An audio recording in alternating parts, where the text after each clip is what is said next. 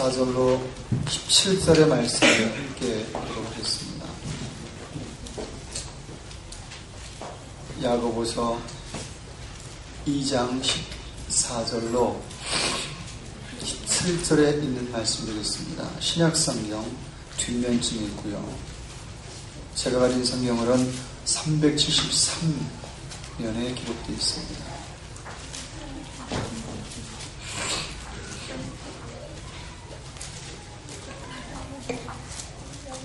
찾으셨으면 우리 한 목소리로 오늘 말씀 야고보 2장 14절로 17절에 기록된 말씀 함께 읽겠습니다. 읽습니다. 내 형제들아, 만일 사람이 믿음이 있노라 하고 행함이 없으면 무슨 이익이 있으리요? 그 믿음이 능히 자기를 구원하겠느냐? 만일 형제나 자매가 헐벗고 일용할 양식이 없는데 너희 중 누구든지 그에게 이르되 평안히 가라, 덥게 하라, 배부르게 하라 하며 그 몸에 쓸 것을 주지 아니하면 무슨 이익이 있으리요? 이와 같이 행함 없는 믿음은 그 자체가 죽은 것이라. 하나님이 가장 싫어하시는 게 있다면, 그분을 가장 화나게 하는 일이 있다면 무엇일까 생각해 봅니다. 생각 끝에 드는 생각이 하나 있습니다. 그분 참 싫어하는 거, 그분 무진장 화나게 하는 거, 아마도 그분 만드신 세상을 망쳐가는 것 아닌가, 엉망진창으로 만들어버리는 것 아닌가 라는 생각을 하게 됩니다. 사람이든 삶의 일이든 말입니다. 저는 형님이 계십니다. 살아계신 형님, 둘째 형님이 계십니다. 남자면서도 참 자기 주변 정리를 잘하는, 다른 데는 다 지저분해도 자기 있는 곳은 상당히 깨끗하게 하는, 정말 정돈 잘하는 그런 깔끔한 둘째 형님이십니다. 그리고 예전엔 더 하셨습니다. 저희 집안 인물이 좋아 여자에게 꽤 인기가 있었습니다. 이 비디오를 찍어서 쫙 아틀한테 퍼뜨릴 겁니다, 이 말씀. 그 형님이 인물 중에 인물이었기 때문에 여자로부터 참 많은 인기가 있었습니다. 그러다 보니 참 좋은 선물, 이쁜 선물도 많이 받았고요. 예나 지금이나 여자분들이 선물하는 건 굉장히 여성스러운 것들입니다. 형님 그걸 참 좋아하셨고, 또 없는 시절에, 별로 그런 거 보지 못하는 시절에 인형이니 그리고 장식품이 등등을 자기 책상에 정말 잘 정리해 놓으셨습니다. 그걸 삶의 비전처럼 여길 정도로 얼마나 깔끔하게 매일 쓸고 닦으시고 먼지를 털어내시는지 모릅니다. 그리고 그 밑에다가 이건 누가 준 거, 누가 준 거, 자매들 이름이 쫙 써 있었습니다. 그리고 그분 제게 하는 말이 있었습니다. 아마 제가 의심스러웠기 때문일 겁니다. 그럴 거라 생각했기 때문일 겁니다. 건들지 마, 이렇게 말씀하셨습니다. 그리고 이어 말했습니다. 건들면 죽어, 이렇게 말씀하셨습니다. 그분 운동도 한 분이라 정말 죽이려 작정하면 절 죽일 수 있는 그런 분이었고, 저는 그만한 나이였습니다. 제 큰아들과 막내아들의 차이라고 할까요? 이해가 되시지요? 하지만 어린 제게 그런 자제력은 없었습니다. 어느 날 그중 하나를 집으려다 책장을 다 무너뜨렸습니다. 수습 불가능했습니다. 어떻게 할 줄 몰랐습니다. 다 이렇게 세워놓고 보니 상당수가 깨졌습니다. 요즘 그보다 훨씬 못한 컬러를 가렸으니 쉽게 깨졌겠지요. 두려움이 엄습했습니다. 드는 생각은 하나였습니다. 죽었다. 그날 정말 저는 죽을 뻔했습니다. 형님이 저에게 달려드시며 저를 혼내시는데 한 두어 대 맞으니까 진짜 죽이려고 작정했구나, 그런 생각이 확 엄습했습니다. 저만 느낀 게 아니라 온 집안이 느껴 선생아 참아라, 애 죽는다. 그리고 아버님부터 모든 가족이 다 말렸습니다. 저는 그래서 살 수 있었습니다. 겨우 죽음을 모면하고 여러분 앞에 설 수 있었습니다. 이런 생각합니다. 하나님 만든 세상 다 망쳐버리면 하나님 우리에게 어떻게 하실까? 성경 보면 생각합니다. 하나님이 그리 귀히 여기고 그리 공을 들인 사람들, 그리고 이 세상 그 어떤 것들, 혹시 저희가 말도 안 되게 망쳐버리고 엉망으로 만들면 하나님 마음 어떠실까? 하나님 기분 어떨까? 생각을 해봅니다. 그래 주님이 처음부터 우리에게 하신 말씀이 있습니다. 이거 먹으면 죽어. 정말 꼭 그리 말씀하셨고 저는 그런 사람이 되었습니다. 이리하면 가만 놔두지 않을 거야. 그분의 능력을 시위하는 게 아니라 그분 말 잘 들어라. 너 다 내 밑에 있어야 돼. 내가 최고야. 넌 아무것도 아니야. 라는 말이 아니라 정말 우리를 위해서지만 그럼에도 불구하고 우리 사는 세상 너희 제대로 만들어가라. 이거 함부로 하지 말아라. 너희들 그렇게 하면 내가 가만히 있을 수 없다라는 말 이해가 됩니다. 그런 의미에서 오늘 본문 참 중요한 말입니다. 장로라 말하는 야고보 사도, 아마 사도일 겁니다. 그가 우리가 어떻게 하나님 만든 세상을 엉망으로 만들 수 있는지, 어떻게 사는 게, 어떻게 하는 게 이 세상을 다 망쳐버리며 우리 삶을 전부 망하게 만들므로 하나님 화나게 만드는 일인지를 밝히고 있습니다. 다시 한번 본문 말씀을 읽어보렵니다. 우리 14절 있습니다. 함께 읽습니다. 내 형제들아, 만일 사람이 믿음이 있노라 하고 행함이 없으면 무슨 이익이 있겠습니까? 그랬습니다. 그 다음 읽습니다. 그 믿음이 능히 자기를 구원하겠느냐? 자기에게도. 그리고 17절입니다. 함께 읽습니다. 이와 같이 행한 믿음은 그 자체가 죽은 거다. 이 세상도 엉망으로 만들 수 있다. 라는 말을 이곳에서 합니다. 본문은 책망입니다. 지적입니다. 아마도 전 그렇다 생각합니다.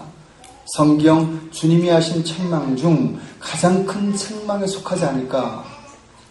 주님 하신 지적 중 가장 큰 지적에 속하지 않을까라는 생각을 하게 됩니다.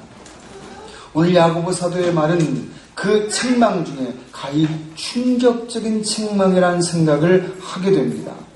전 이 말씀 보며 꽤나 큰 충격을 받았습니다. 와, 그렇구나, 이렇구나, 이거였구나 라는 걸 알게 된 말씀이기 때문입니다.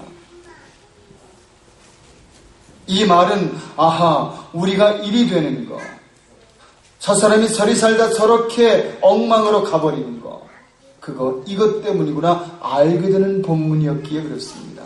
놀랍습니다. 야고보는 꼭 이렇게 말하는 겁니다. 14절 다시 한번 읽습니다. 시작. 내 형제들아, 만일 사람이 믿음이 있노라 하고 무슨 그렇습니다. 이 놀라운 말씀 야고보 이렇게 꼭 말합니다. 우리가 악행을 행하지 않더라도, 꼭 뭘 잘못하지 않더라도, 만약 아무것도 하지 않으면 세상은 망할 거다라고요. 그것처럼 큰 잘못은 없다라는 말을 하고 있는 겁니다. 저는 이전까지 제가 잘못 안 하는 것에 마음을 뒀습니다. 그래야지요. 악하지 않게 사는 것에 마음을 뒀습니다. 그래야지요. 그런데 오늘 성경은 또 다른 일면을 우리에게 알려줍니다. 그것만이 아니라 너희 삶 가만히 있으면, 너희 삶 움직임이 없으면, 너희 삶 무언가를 위하여 시도하지 않고 시작하지 않으면 그것은 곧 세상을, 그리고 너 사는 곳을 엉망으로 만드는 것이다 라고 말하고 있기 때문입니다. 이 책망, 누군가 힘겨울 때, 누군가 줄일 때, 헐벗을 때, 어둠 속에 있을 때 아무것도 하지 않는 것, 그것은 바로 그들을 그대로 내버려두며 그들이 망하게 하는 일이다 라고 말합니다. 15절 16절 읽습니다. 그것을 증명합니다. 읽습니다. 만일 형제나 자매가 헐벗고 일용할 양식이 없는데 누구든지, 계속 읽습니다. 평안히 가라, 더럽게 하라, 배부르게 하라 하며 그 몸에 쓸 것을 주지 아니면 무슨 유익이 있으리요. 제가 이 큐티를 하고 맨 밑에 적용란에 그렇게 썼던 예전의 큐티를 발견했습니다. 그리고 혼자 설명해 주셨습니다. 꼭 이렇게 썼습니다. 남 약 올리지 말자. 이 말 보고 저는 그런 마음이 들었던 것 같습니다. 배고프지, 힘들지, 어렵지, 밥 먹어, 열심히 살아, 힘내야 돼. 그리고 아무것도 하지 않는 거. 그 남 약 올리는 일 아닌가 그런 생각했던 것 같습니다. 그리고 밑에 썼습니다. 최소한 남 약 올리지 말고 살자. 그날은 그렇게 살았던 것 같습니다. 오늘 성경 야고보는 이 말씀 통해 말합니다. 잘 못해서 악을 행해서 남을 힘겹게 할 수도 있습니다. 하지만 야고보는 밝힙니다. 말합니다. 알려줍니다. 아무 일도 하지 않으므로 남을 해할 수도 있다는 걸 말입니다. 아무런 행동을 취하지 않으므로 누군가에게 어려움을 줄 수 있다는 말 오늘 하고 있습니다. 이런 글이 있었습니다. 내 가만히 있으면 사단이 흥한다. 내가 소리내지 않으면 사단의 말이 더 울려 퍼진다. 내가 움직이지 않으면 이 세상은 사단의 세상 될 거다. 라는 글 말입니다. 전 맞다 생각합니다. 그 말 꼭 맞다 생각합니다. 형법에 수수방관죄가 있습니다. 물론 수수라는 단어는 제가 넣습니다. 방관죄입니다. 누군가 힘겨운 상황에 처할 때 말 그대로 그들 위해 아무 일도 하지 않는 걸 죄라고 지칭하는 형법의 죄입니다. 잡으면 잡히는 겁니다. 여러분 아십니까? 남들이 싸우고 서로 코피 터지고 할 때 옆에서 이러고 쳐다볼 때 잡아가면 법에 걸려요. 원래 그 법이 있어요. 그게 바로 방관죄입니다. 그냥 놔두는 거야. 도울 수 있는데 말 한마디도 할 수 있는데 그들에게 그러지 마요 라고 할 수 있는데 놔두면 그거 걸린다는 거죠. 형법입니다. 민법 아닙니다. 형법이에요. 바로 법에 잡혀갑니다. 쇠고랑 찰 수 있다는 거지요. 누군가 어려움 처했을 때 할 수 있는데 해야 되는데 하지 않는다면 그것은 더 큰 범죄 행위라는 겁니다. 우리 형법이 범죄 행위로 정확히 지칭하며 알려주는 대목입니다. 그런 의미에서 이 수수방관죄가 죄라면 오늘날 교회는 범죄단체일 수 있습니다. 만일 가만히 있다면 교회가 세상에 무슨 행동을 취하지 않는다면 교회는 범법자들의 모임이 될 것이며 우리 개인은 범죄자가 될 수 있습니다. 누군가를 위해 무언가 하지 않는 것, 그저 그렇게 사는 게 그저 내 인생 큰 잘못 없는 거야 라고 생각하셨던 분들 아닙니다. 큰 잘못입니다. 법에 저촉되고 살고 계십니다. 여러분들은 죄를 짓고 있습니다. 범죄자입니다. 우리는 범죄 단체일 수 있습니다. 제가 감히 이런 말을 여러분에게 할 수 있습니다. 합니다. 왜요? 해야 되기 때문입니다. 그건 제 얘기가 아니라 오늘 하나님이 야고보를 통하여 우리에게 알려준 정말 커다란 소리이기 때문에 그렇습니다. 언젠가 모임에서 한 동물을 이야기한 적이 있습니다. 우리 셋째와 함께 아틀란타 동물원을 간 적이 있습니다. 제 막내가 동물을 무진장 좋아하는 건 모든 분들이 아시지요. 동물 친구라고 부를 정도로 장난감 중에 90%가 동물이었고요. 집안에 한때는 이것저것 펫이 흘러 넘칠 때가 있었습니다. 남이 준 거, 어디서 구한 거, 생일 선물로 산 거, 있다 뱀도 키워봤고요. 쥐도 키워봤고요. 정말 별걸 다 키워봐서 가장 많이 안 먹으면서도 가장 많이 오래 살 수 있는 도마뱀 한 마리 남았습니다. 그 녀석 참 동물 보는 거 좋아해서 그 녀석과 함께 갔습니다.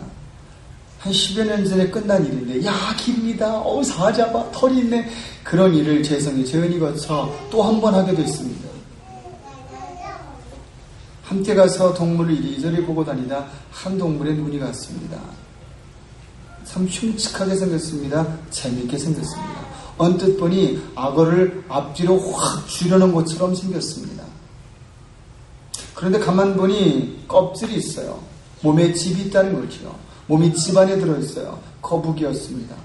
근데 모양은 꼭 악어였습니다. 그래, 이 동물의 이름이 뭔가 봤더니 맞았습니다. 악어 거북이였습니다. 생긴 것처럼 악어처럼 생겼지만 거북이라 악어 거북이라는 이름을 붙였습니다. 나중에 한번 찾아보고 알게 됐습니다.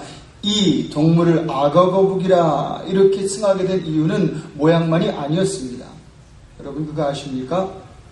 자기 먹을 때 외에는 거의 움직이지 않는 동물 중에 1, 2위가 거북이와 악어랍니다.